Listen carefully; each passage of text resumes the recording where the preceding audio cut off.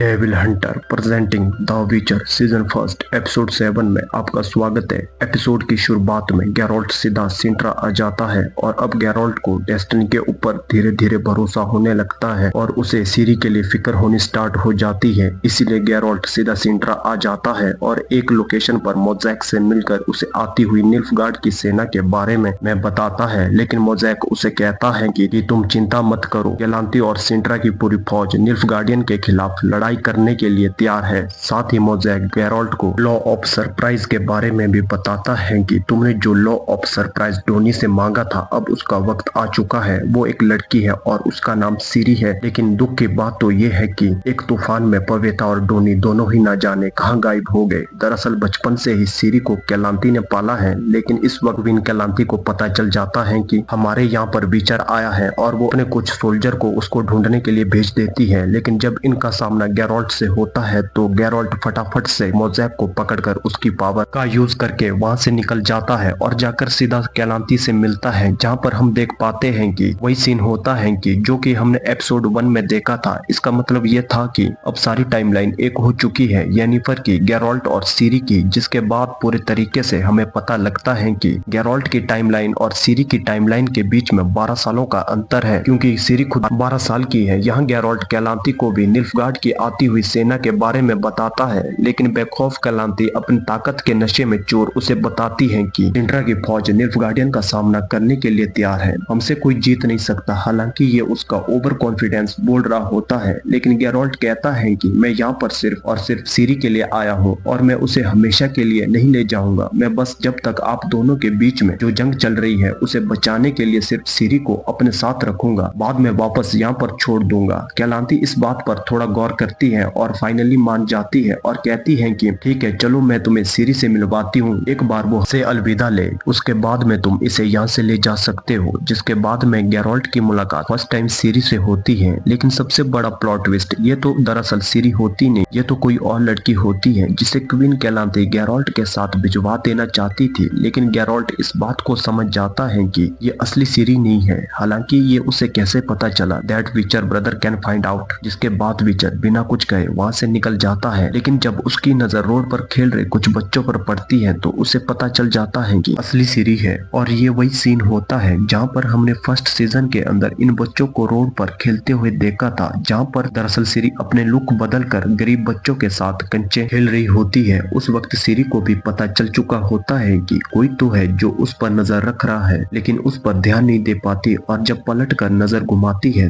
तब तक विचर वहां से जा चुका होता है। इसका मतलब ये था कि सीजन 1 में विचर सिंट्रा में ही मौजूद था सीरी को लेने के लिए, लेकिन अब स्टोरी को तो आगे दिखाना है, इसीलिए पहले सीजन में हमें विचर को सिंट्रा में नहीं दिखाया गया और यहाँ पर गैरोल्ट गुस्से में आ चुका होता है और वो सीधा कैलांती के पास आता है ये जवाब मांगने की आखिर आपने मुझे गलत सीरी से क्यों मिलवाया। लेकिन तभी वहाँ पर किंग ईस्ट आ जाते हैं और उसे पकड़कर एक जेल में कैद कर देते हैं। और जिस तरीके से फर्स्ट सीजन के अंदर स्टोरी आगे बढ़ी थी, यानी कि निल्फगार्ड सिंट्रा से जंग में जीत चुके होते हैं, वो इस वक्त सिंट्रा के किले तक आ चुके होते हैं और मोज़ैक की मैजिकल शील्ड को तोड़कर अंदर आने लगते हैं। अब यहाँ पर अगेन क्वीन कैलांती की मौत का सीन भी देख पाते हैं, जहाँ पर वो सीरी को अपने पास बुलाकर गैरोल्ट ऑफ रिविया को ढूंढने की बात कहती है। इसका मतलब ये था कि सिंट्रा की लड़ाई के वक्त गैरोल्ट उनके बेसमेंट में ही कैद था। यहाँ पर कैलांती मोज़ैक को भी कहती है कि जाकर गैरोल्ट को यहाँ पर लेकर आओ ताकि मैं सीरी को उसके हवाले कर सकूं, क्योंकि इस वक्त सिर्फ विचर है जो सीरी को निल्फगार्डियन के हाथों से बचा सकता है। लेकिन मोज़ैक के बेसमेंट पर पहुंचने से पहले विचर वहां से भाग चुका होता है। अब यहाँ पर होता यह है कि विचर तो ढूंढने के लिए आया होता है ऊपर सीरी को, जबकि मोज़ैक सीरी के साथ नीचे आ चुका होता है और ये दोनों ही ऊपर नीचे घूम रहे होते हैं। और जब गैरोल्ट नीचे आता है तब तक मोज़ैक ने सीरी को घोड़े पर बिठाकर सिंट्रा राज्य से दूर ले जाने के लिए एक सिपाही को बोल दिया होता है। और तभी हम देख पाते हैं कि ऊपर खिड़की से कैलांती की बॉडी आकर जमीन पर गिरती है। ये वही सीन था जब कैलांती ने खुदकुशी करी थी। जिसके बाद में स्टोरी जाती है फ्लैशबैक में, यानी 6 दिन पीछे। यहाँ पर हम येनिफर को देख पाते हैं जो कि निल्फगार्ड गई होती है अपने एक्स से मिलने के लिए, यानी कि स्ट्रीड से, और वो स्ट्रीड से कहती है कि क्यों ना हम अपना पुराना रिलेशनशिप अगेन कंटिन्यू करें, क्योंकि एक टाइम पर ये दोनों कभी एक दूसरे के आशिक हुआ करते थे, लेकिन अब इन सभी बातों को 43 इयर्स निकल चुके होते हैं। इसीलिए स्ट्रीड उसे मना कर देता है और कहता है कि नहीं, मैं तुम्हारे साथ अब कोई रिलेशन नहीं रखना चाहता हूँ। जिसके बाद में येनिफर वहाँ से जाने लगती है, लेकिन तभी उसकी मुलाकात विल्गेफोर्ट से होती है। ये स्टोरी का एक और न्यू कैरेक्टर है जो कि येनिफर को ये बताता है कि निल्फगार्डियन अपनी सेना में कुछ जादूगर और जादूगरनियां वो ज्वाइन कर रहे हैं। उनका प्लान बहुत ज्यादा बड़ा है। दरअसल मुझे तुम्हें लाने के लिए टिसया ने यहाँ पर भेजा है, मेरे साथ एरेटूजा चलो। येनिफर उसे बाकी बातें पूछने की कोशिश करती है कि आखिर उनका प्लान क्या है, वो लोग चाहते क्या है, मगर विल्गेफोर्ट कहता है कि तुम पहले मेरे साथ एरेटूजा चलो, वहाँ पर मैं तुम्हें सब कुछ सच बता दूंगा। मगर एरेटूजा आ जाने के बाद येनिफर को पता चलता है कि विल्गेफोर्ट ने तो उसे झूठ बोला था। अब उसने झूठ उसे क्यों बोला वो तो स्टोरी में आगे पता चलेगा। यहाँ पर टिसया भी होती है, लेकिन टिसया को तो पता ही नहीं था कि येनिफर अभी एरेटूजा में ही है। यहाँ पर अब येनिफर विल्गेफोर्ट से काफी ज्यादा गुस्सा हो जाती है क्योंकि उसने झूठ बोला और जाकर एरेटूजा की बाकी न्यू जादूगरनियों से मिलती है। और यहाँ पर येनिफर को पता चलता है कि एरेटूजा में पहले जैसा हाल नहीं रहा। पहले कभी टिसया ऐसी जादूगरनियों को चूज करती थी जिनके अंदर सोर्स वाली ऑटोमेटिकल पावर हुआ करती थी, मगर आजकल तो ये किसी को भी उठाकर पैसों के बदले एरेटूजा के अंदर मैजिक सिखा रही है।